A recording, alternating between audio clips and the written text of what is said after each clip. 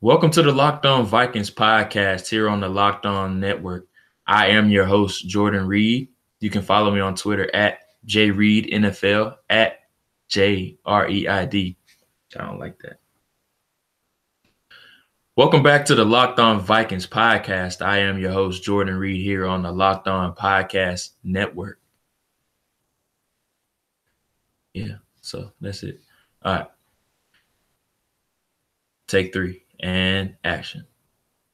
Welcome back to the Locked On Vikings podcast. I am your host, Jordan Reed, here on the Locked On Podcast Network. You are tuned in to episode 439, and we have a lot of special things planned for today's episode. I want to continue the rookie rundown from the previous episode, where I just gave an overview of each and every rookie in the Vikings draft class. Last episode, we went over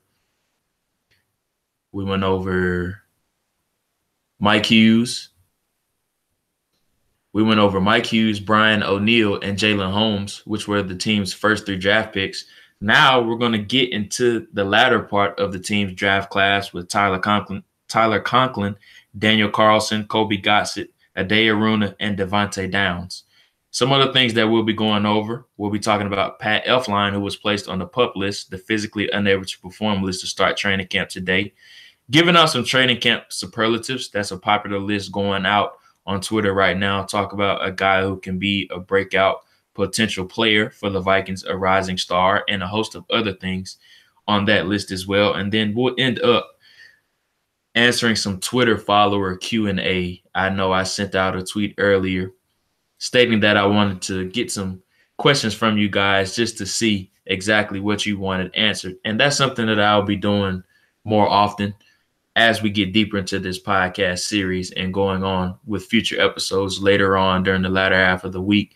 I'm going to be doing a Q&A session, usually on the Thursday or Friday episodes, or even a weekend mailbag from time to time. So let's dive right into it. Let's get right into the rookie rundown, starting off with Tyler Conklin, who was the team's 5th-round selection.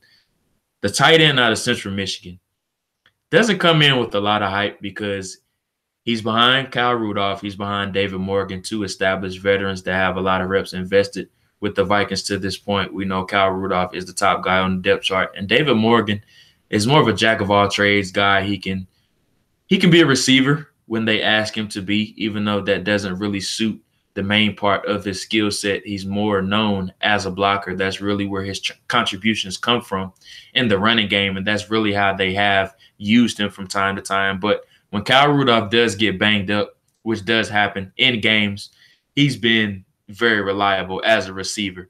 Speaking of David Morgan, when they do ask him to run some routes from time to time, I know there were some games last year where he did stand out and did have some receiving yards where he did look very impressive, but they don't ask him to run a lot of routes very often.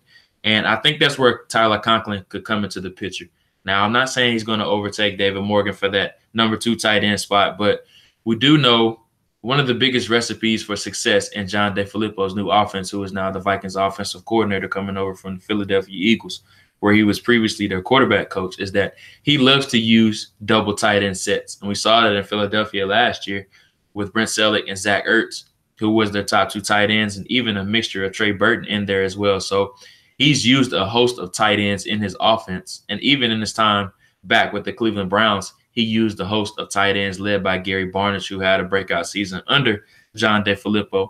And I think Tyler Conklin is going to be very much in the mix when they want 2 receiving options on the field. And that's not to say David Morgan isn't capable of doing that, but I think Tyler Conklin has a more diverse skill set as a pass receiver, and he's a much more defined and precise route runner than what David Morgan is capable of being. So that's probably where Tyler Conklin's role will come in for the most part. And that's what he was at Central Michigan. He proved to be a reliable pass catcher for them. Now, he did suffer some injuries. I know he had a foot surgery that he did have early on in his years at Central Michigan, and that's something that he really didn't recover mightily from or steadily from. And that's one of the biggest reasons why he slipped to later on in the draft. And I think he's going to be a really good contributor for the Vikings from a receiving standpoint. And that's not to say he's going to break 500 plus yards receiving, but I think he's going to be a guy that pick and chooses his spots when he does contribute as a receiving threat. as that number 3 guy. So keep an eye on Tyler Conklin, not necessarily as a blocker, but more as a pass catcher when John DeFilippo wants to get those two reliable receiving threats on the field at the same time in various formations. Moving on, I think this is one of the biggest battles of training camp, and that's at the kicking spot. The Vikings moved up in the draft to select Daniel Carlson from Auburn, who was arguably the best kicker in college football a season ago, known for his very strong leg, extremely accurate. The Vikings really haven't had that guy that can consistently knock kicks down from 50 yards plus. It really hasn't happened since the early years of Blair Walsh, and we all know how that whole experiment ended with his latter days here in Minnesota. But Daniel Carlson comes in with a lot of hype. He was the first kicker selected in the 2018 NFL draft. So this is the guy the Vikings really wanted. But they already have an established veteran on the roster in Kai Forbath. But my whole thinking is that you don't move up to select a kicker in the draft if you're going to end up cutting him the following months or the months to come in training camp. I think Daniel Carlson is going to be the guy. And I mean, that's pretty evident after they did end up trading up for him in the draft. And I think Kai Forbath's days are numbered unless Carlson just comes out and looks completely terrible in training camp. I think it's his spot to lose. And the only way he does end up losing this battle is if he just looks disastrous throughout training camp. But that would look really bad on the Vikings if they did end up, or if they trade up for this guy and he just looks completely terrible. And I don't think that's going to happen because Carlson is shown to be a reliable guy from 30, 40, and even 50-plus yards out. And also they have that guy now who can consistently get touchbacks and kick the ball out of the end zone on those kickoffs, which is something the Vikings haven't had, and that can be used as a weapon. So the Daniel Carlson versus Kai Forbath, the Daniel Carlson versus Kai Forbath training camp battle is definitely something to watch. Moving on to the 6th round, the first pick of the 6th round by the Vikings was Colby Gossett out of App State. And if you follow me on Twitter, I am extremely excited about watching Colby Gossett. And that's not to say he's going to step in and be a day one starter. That's not what I expect him to be because he just has too many guys in front of him.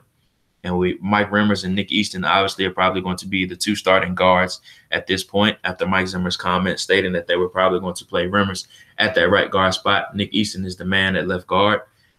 Where Gossett really supplies or helps the team out, is that he provides really good depth. And that's what I think he's going to come in and do. Danny Isadora is a guy that I like as well. I had a really big pre-draft grade on him. I had him as a 4th-round guy, and I thought he was a guy that was going to potentially come in and maybe even start early on in his rookie season, but that proved to not be true. But when he did fill in, I know against the Cleveland Browns he filled in. It was a severe roller coaster ride, but that's expected. Offensive line is one of those positions where you don't really know how guys are going to adjust once they get into the NFL, and it's one of the hardest positions to project in the NFL as well because you just don't know how guys are going to translate as an offensive lineman. But just staying on the subject of Gossett, a guy that was the anchor of the Appalachian State offensive line his 4 years there and his whole entire career, a guy that manned that right guard spot and was very impressive at doing it as well. When I watched him on film, I saw a guy that was very smooth in his pass sets, was dominant in the run game, and he shows that nasty mentality that you love to see in young offensive linemen because that's just something that you cannot coach or instill within them, and that's something that Gossett already has. Now, he does need to improve on some things, does need to get a bit stronger, and he does need to improve upon his balance. That's something that really stuck out about him on film. He does struggle maintaining his balance, especially on certain blocks in the running game. You just randomly see him fall for random reasons from time to time, and that's something that the new Vikings offensive line coach, whoever that may be, whenever they do bring a new guy in, is something that he's going to really have to focus on with Gossett. But he's a guy similar to Nick Easton that was a late-round guy that I think could come in and help contribute. So keep an eye on Colby Gossett. I think he's a guy that's going to be a dark horse for many years to come, and I think he's a guy that could end up being that late-round type of developmental offensive lineman. He can be that late-round developmental type of offensive lineman that they like to strike gold on in the later half of the round, similar to a Nick Easton, who was an undrafted guy. Excuse me, I didn't mean to say that he was selected during the latter half of the draft. He's a late round to undrafted type of player that could come in and be that instant or later on down the line contributor for the Vikings offensive front.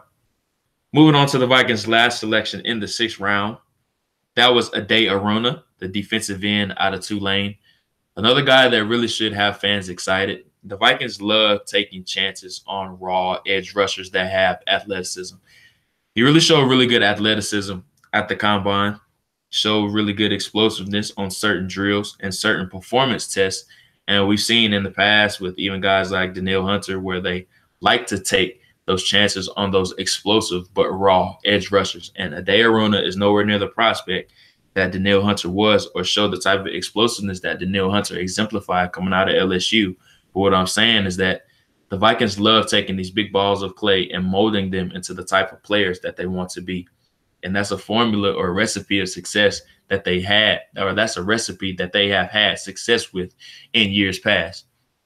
Even with Danielle Hunter and Tayshawn Bauer, guys that were very raw, but they showed some type of explosiveness on film that they like to mold. And that's exactly what you're getting with a guy like Ade Arona, a guy that he didn't have the best season last year, but I thought he played out of position. And the scheme that Tulane was running last season didn't really fit his skill set. They were playing a 3-4 scheme, and they had him playing the defensive end in that 3-4 scheme. He's more of a guy that's a 4-3 edge rusher, a guy that can keep his hand in the dirt and rush around the edges and win the arc more consistently, as opposed to being a guy that is trying to hold the point of attack at that 4 or 5 technique spot in a 3-4 defense, which is what Tulane had him doing last year. He's a guy that is most consistent at that 5 technique spot in a 4-3 defensive front, which is exactly what the Minnesota Vikings run.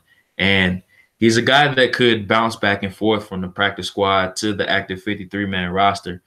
And Ade Arona probably is a guy that's going to bounce back. And Ade Arona is probably going to be a guy that they want to stash on the practice squad and develop over time, because there's just so many guys that are in front of him at that defensive end spot that they're still trying to develop, like a Tayshawn Bauer, Stephen Weatherly, and a host of other guys as well that they want to see. So Ade Arona is definitely their project that they want to work on for years to come. Now, he is a guy that is a bit older. I believe he just turned 24 years old. So he's an older rookie, but he still shows those flashes of explosiveness. And maybe if they can clean up that technique that he's shown and those flashes that he's shown as well, maybe they're hoping that they can get that out of him later on down in his career in his second, third, or even fourth year. And maybe they can strike gold on a guy that could end up being a really good depth piece down the line behind some of their high-end starters that they do have at edge rusher. Moving on to the team's last pick, 7th round selection, which was linebacker Devontae Downs out of Cal. Now, Devontae Downs did suffer a torn ACL in October, and that was one of the biggest reasons why he did end up slipping until the last round in the draft. And the Vikings took a huge risk here, a guy he's injured. The Vikings took a huge risk here because he's a guy that's torn his ACL. I don't like that. The Vikings took a risk here taking Downs because he has suffered a torn ACL, which he did tear in October. And we don't know when he's going to be ready for training camp. Now, he didn't start the season, or he didn't start training camp on the PUP list, which is a very good sign for him. So maybe he will be ready to go sooner rather than later. So keep an eye on Devontae Downs. Now, the thing about this selection is that the team has shown to really like taking chances on linebackers later on in the draft, or even undrafted guys. We saw with Eric Wilson last year, who came in and was an instant contributor. Maybe not at linebacker, but he's a guy that came in and contributed right away at special teams. And I think that was their whole logic behind taking Devontae Downs. And they don't really have a lot of reliable depth behind Eric Kendricks and Anthony Barr. Ben Gideon came in and filled in really good at that will linebacker spot. And Eric Wilson came in and was a pleasant surprise as well. And with Kentrell Brothers being suspended the first 4 games of the year, maybe they're hoping Devontae Downs could come in and maybe be that Eric Wilson type of guy that could come in and be a depth piece and contribute on every single special teams. So that's pretty much the rookie rundown. The second part. So that's pretty much the second part of the rookie rundown. That's just my overview of most of the Vikings rookies that they took during the latter half of the NFL draft. But before we move on, here's a word from some of our Locked On podcast sponsors.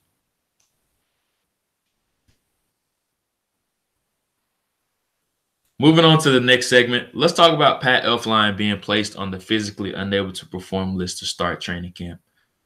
A lot of fans were wanting to press the panic button about this, especially since Elflein's injury came during the NFC Championship, especially since Elflein's injury came during the NFC Championship game, and he had his surgery in January. So he's had about 6 months to recover. He sat out all of OTAs, all of mini camps in order to just give himself more time to heal up. And I just want to tell you guys, do not panic about Pat Elflein. Mike Zimmer came out and said he shouldn't be out for too long. So I don't expect him to be out more than a week. That's pretty much my timetable for him. The team did sign J.P. Quinn, who was a center out of Central Michigan. But the only reason they did sign Quinn was because they didn't have any other center to snap during these rookie training camp practices. So do not panic about Pat Elflein. Everyone knows that he's a big part of the Vikings offensive line, and he was a pleasant surprise last year with how well he did come in and contribute. But it is a bit scary that Elflein has not participated in anything to this point. And on the flip side of that, fans do have the right to panic that he hasn't done anything to this point, especially that he's not been able to lift any type of weights, especially lower body areas. And he's the type of player, especially being a young player, that he needs as many reps and as much weight training as he can get, especially since strength is one of the areas where he struggled with the most.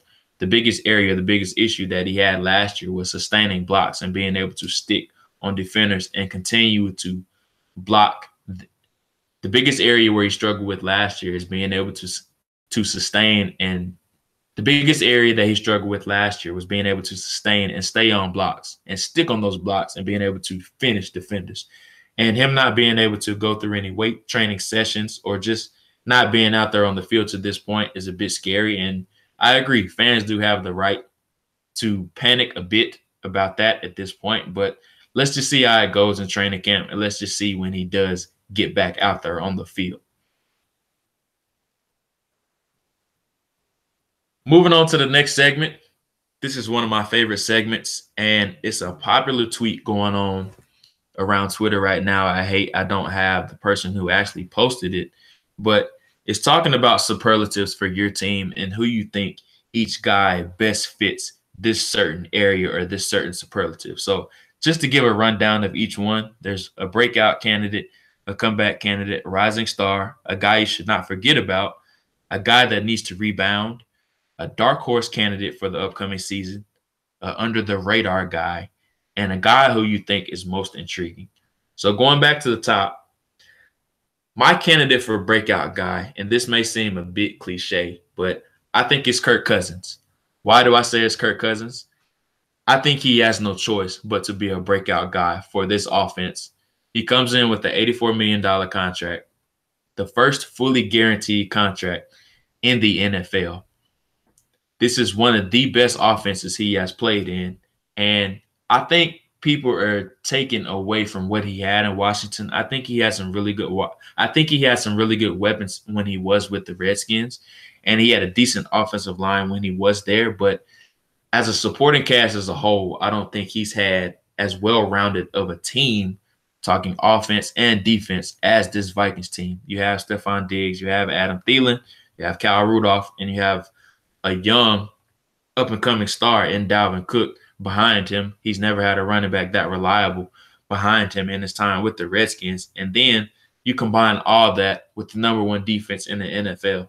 I think Kirk Cousins is going to have a breakout season. And that's not to say that he's going to put up more points or more touchdowns to interception ratio in his statistics. But what I mean by a breakout season is that he's going to be more efficient than he ever was. And the big debate about him this offseason has been how inefficient he has been in the red zone.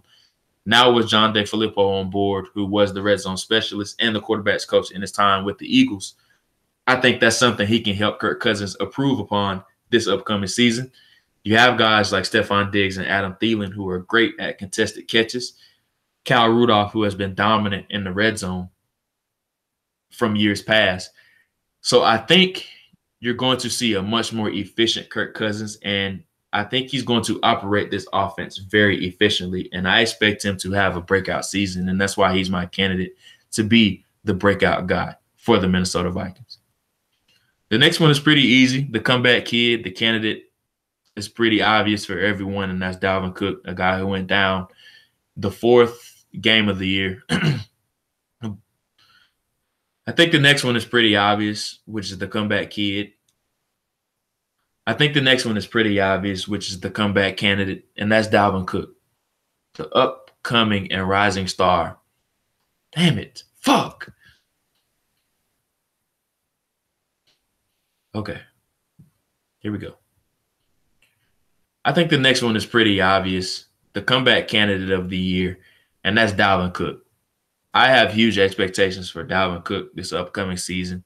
Everyone's seeing him running around practice without the knee brace. He's finally been fully cleared by the Vikings team doctors, and a lot of people have huge expectations for him this upcoming season, including myself. Now, I don't expect him to get off to a great start. I think they're going to feed Latavius Murray a lot early on because they want to really ease him back into playing games. They don't want to throw him out there too soon and have him putting too much on that injured or that torn ACL that he did get surgically repaired after the 4th game of the year against the Detroit Lions when he did suffer it. So I don't expect them to give him a heavy workload early on, but around 3rd, 4th, or 5th game of the year, I expect his workload to increase, and I expect Murray's workload to decrease.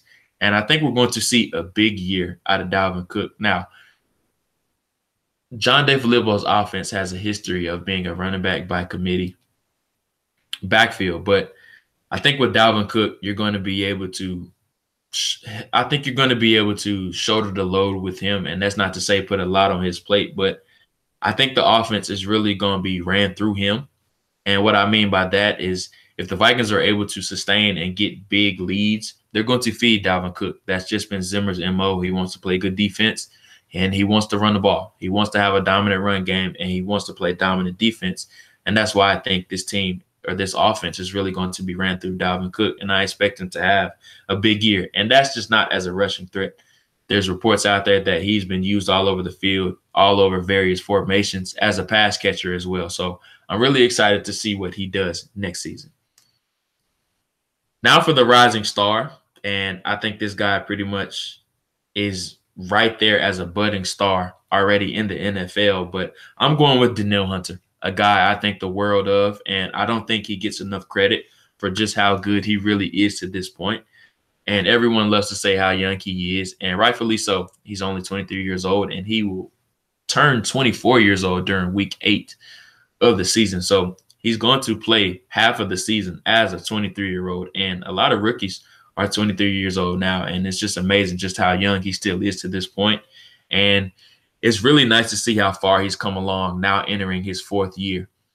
And the work that Andre Patterson has done to get him to this point has just been phenomenal. And now with Sheldon Richardson in the fold, Linval Joseph manning the interior, and with how much attention Everson Griffin continues to get weekly, Danielle Hunter is going to get a lot more one-on-one opportunities, and I expect him to have a big season. I think he's going to have anywhere from 10 to 12 sacks, and it would surprise me if he has even more than that because of the more one-on-one opportunities he's going to face weekly.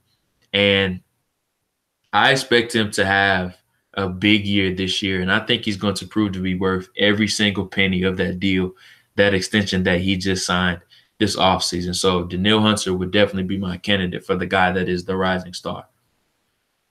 A guy to not forget about, and I went back and forth. There's a lot of viable candidates for this spot because the Vikings have so many good young pieces. But the guy I think everyone should not forget about is Danny Isidora. And I keep saying that because he showed some really good flashes in his time that he did start last year. But obviously there was some lows in his point. There obviously was some lows in his play. I know the Cleveland Browns was one start where he did have that was positive, but there was some really bad negatives as well. So there's going to be some highs and lows with him. But with the question marks that the Vikings do have at that right guard spot, I think he's a guy that could prove to be the team's sixth man off the bench if Mike Remmers does continue to struggle at that guard spot, or if Rashad Hill struggles at that right tackle spot and they want to slide Mike Remmers back to that right tackle spot. Danny Isidora is a guy that could slide in if he does end up beating out Tom Compton in training camp as that sixth man off the bench. So Danny Isidora is a guy that fans should not forget about. A guy that needs to rebound.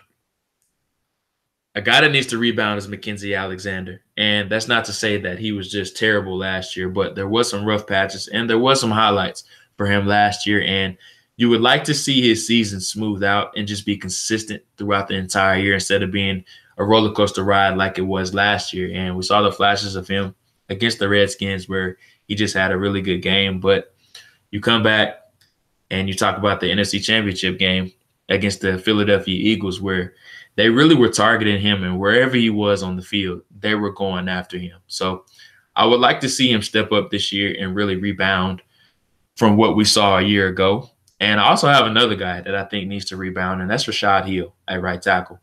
Of all the people up front, he's arguably the most important guy on this offensive line because if he doesn't pan out at this right tackle spot, things could go downhill very quickly, and you're talking about shuffling guys all over the place.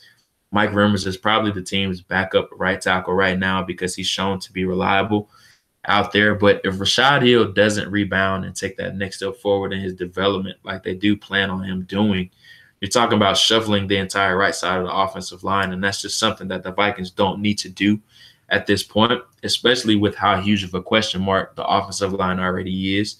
Entering the season with Pat Elflein's injury, we don't really know what Mike Remmers is going to be for a full season at that right guard spot. And we don't know if Rashad Hill is going to take that next step in his development at right tackle after having a well below average game in the NFC Championship.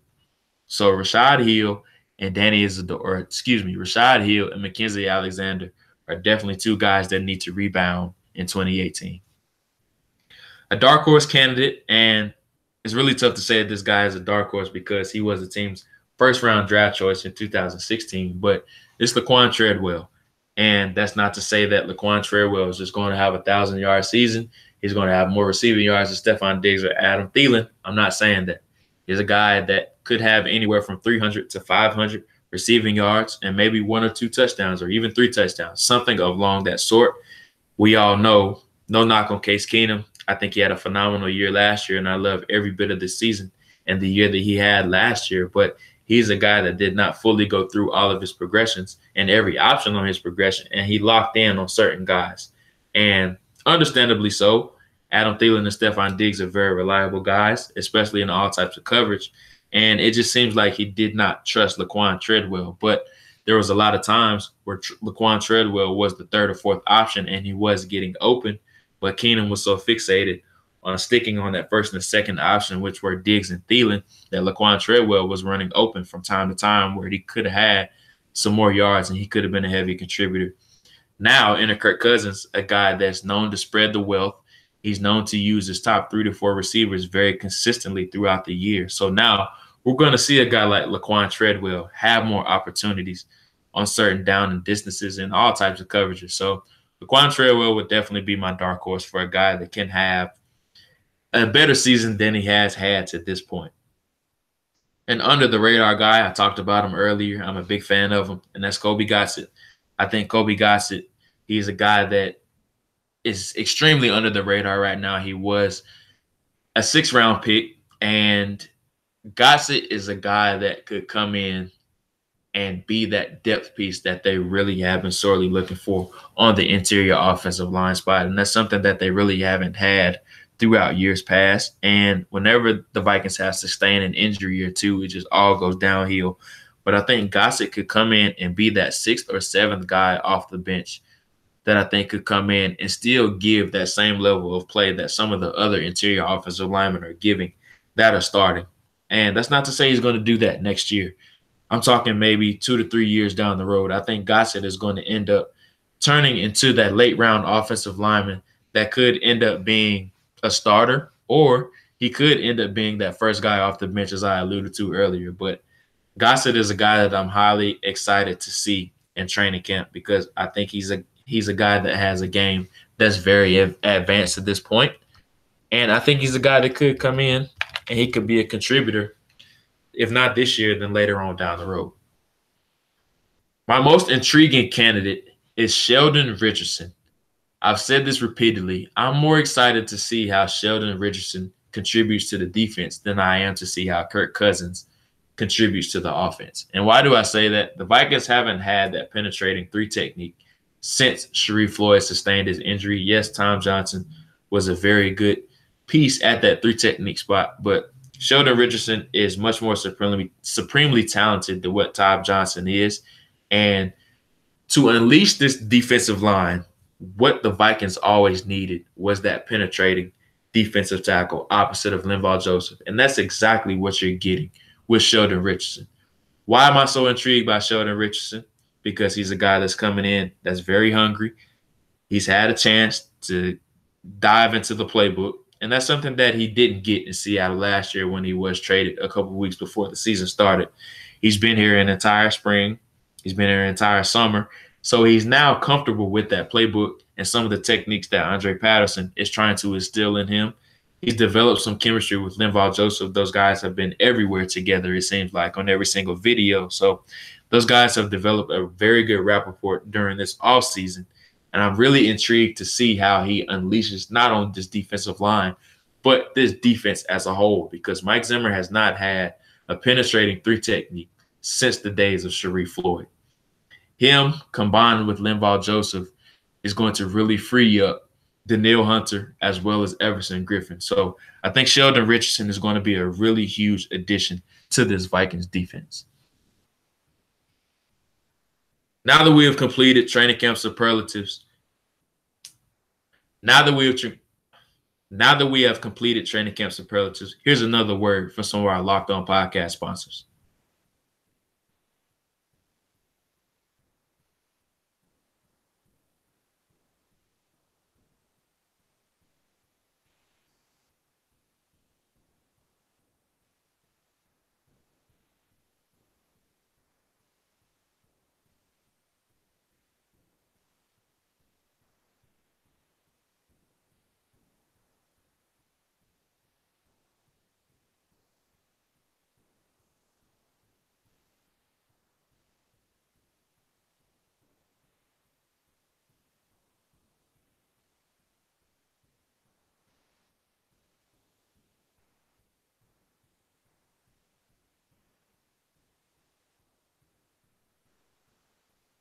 And welcome back to the final segment of the Locked On Vikings podcast.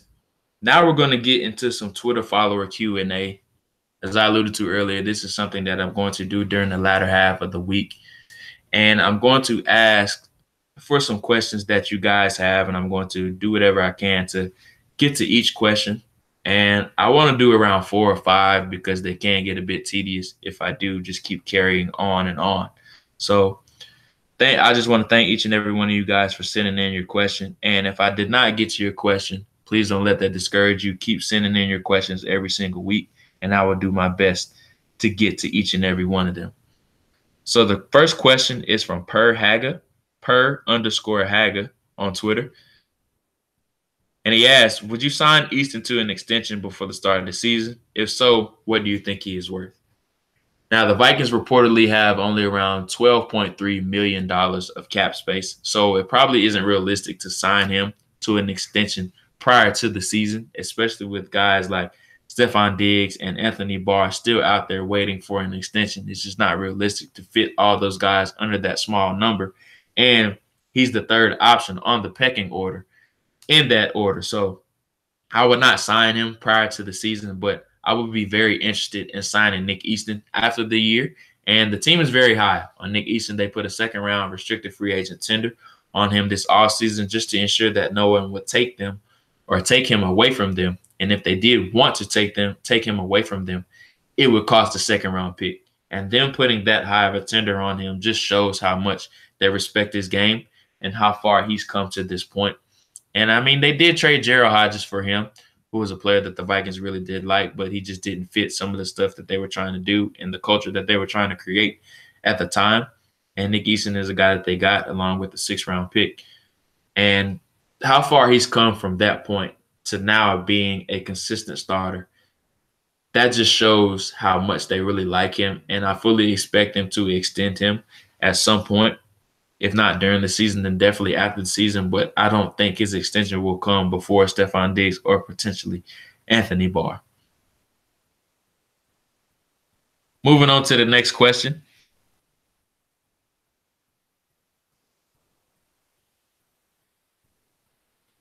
Moving on to the next question. And this is from Luke Parrish at L Parrish 22.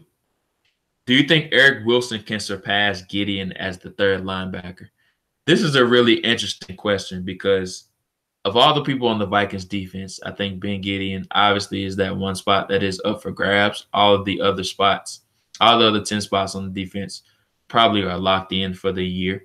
So I really don't see any other spots being different from a year ago outside of Sheldon Richardson being inserted for Tom Johnson, of course. So that third linebacker spot really is up for grabs. And it's going to be an interesting camp battle because Eric Wilson is very explosive, a guy that the team really thinks highly of, that they really chased really hard as an undrafted free agent a year ago. But the team did invest a 4th-round pick on Ben Gideon, and I think they think really highly of Ben Gideon. And he's a guy that is underrated, in my opinion, because he contributes on every single special teams, and he's a guy that plays very hard when he is out there. But he does have some limitations. And that's not to say Eric Wilson doesn't have any limitations or that he's just that much more talented than what Ben Gideon is. I think they're two players that are really neck and neck and really the same type of players. Gideon's measurables are a bit more impressive than what Eric Wilson's are, just speaking of his height and weight. But as far as the talent level, I think they're right there neck and neck. And preseason is going to be big for both of those guys. And it would not surprise me if Eric Wilson does end up surpassing Ben Gideon. But I expect both of those guys to make the roster just because of the contributions that they do make in multiple areas and not just at linebacker. Next question comes from JCord21 at JCord842118. He asks, Does Diggs get locked up this week? And if so, does he get 14 to 15 million? This seems to be the hottest topic of debate on Vikings Twitter, and that's paying Stefon Diggs and what exactly is he worth? And I'm of the belief that Stefon Diggs is worth 14 to 15 million. And if they do give him a Jarvis Landry type contract, I would be all for that. And I'm all for giving him Brandon Cooks type of money as well. And everyone says that he hasn't had a 1,000-yard season, and 1,000 yards seems to be the precedent set for every single type of wide receiver. There is some questions about his health, but he has played 40 out of the 45 career games that he has suited up in a Vikings uniform. I don't count the early games in his career that he was inactive for. So I think the health issue tag is a bit unfair to him because, yes, he's been banged up, but that's just who he is. He's a guy that's going to have some bumps and bruises during his playing career, and that's just who Stefon Diggs is. He's going to spend a lot of time in the training room because of how hard and how rigorous he trains his body in the offseason, and he just wants to be the best that he can be. But he's going to give you 12 to 13 healthy games a year. Sometimes it hit that 14-game mark as well. But he's going to be on the questionable list throughout the year because he always has those bumps and bruises throughout the year because that's just who he is. And he's a guy that's going to have some bumps and bruises. That's just who Stefon Diggs is. And the quicker that fans realize that, the quicker they will get over that injury tag or that injury bug that he does come with. But when he's out there, he's a guy that is an elite talent at the position because he's so good at contested catches. His routes are amazing. And the time that he puts into his craft is really good. He wants to be the best that he can be. And you sign a guy like Kirk Cousins, and the last thing that you want to do is start to take weapons away from him. And that's not to say that give Stefon Diggs, the highest paid contract at the position. I'm not saying that, but you want to keep as many weapons around Kirk Cousins as possible because he goes as his supporting cast goes, and we've seen that throughout his career. And taking a guy away like Stefon Diggs would highly detriment his play throughout the year. Moving on to the next question at Scott Salerno. Moving on to the next question from Scott Salerno. I apologize if I mispronounce your name. It's at Scott AZ Skull. He asked, does Trevor Siemian's game time experience make him locked in at the quarterback 2 spot, even if Kyle Sluter outperforms him in camp? This is another really good question because I think the backup quarterback spot behind Kirk Cousins is one of the position battles that's not being talked about enough. Trevor Siemian is a guy that started a multiple amount of games when he was in Denver, and I think that's really going to give him the edge over Kyle Sluter because we don't know exactly what he is in actual NFL games. Yes, we have preseason tape to go off of, but the regular season and the preseason are two different types of animals, and we know what Trevor Siemian is.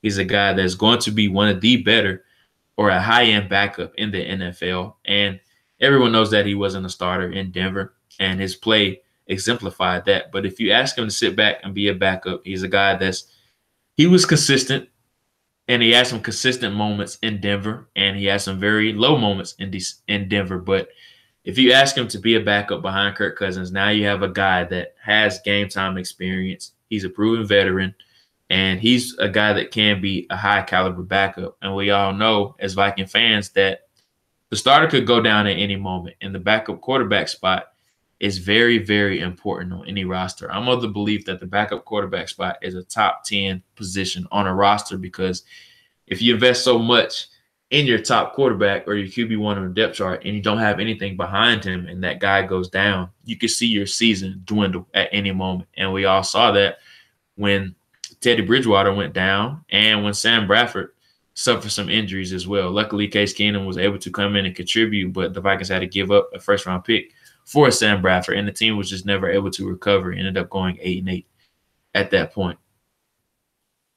So that's episode 439, guys. Thank you guys for tuning in, everyone that sent in the Twitter questions. I supremely thank you once again. Hopefully you enjoyed the Rookie Rundown Part 2 and the Pat Elflein discussion and the training camp superlatives. And that's pretty much it for the week. So I don't like that. And that's episode 439, guys.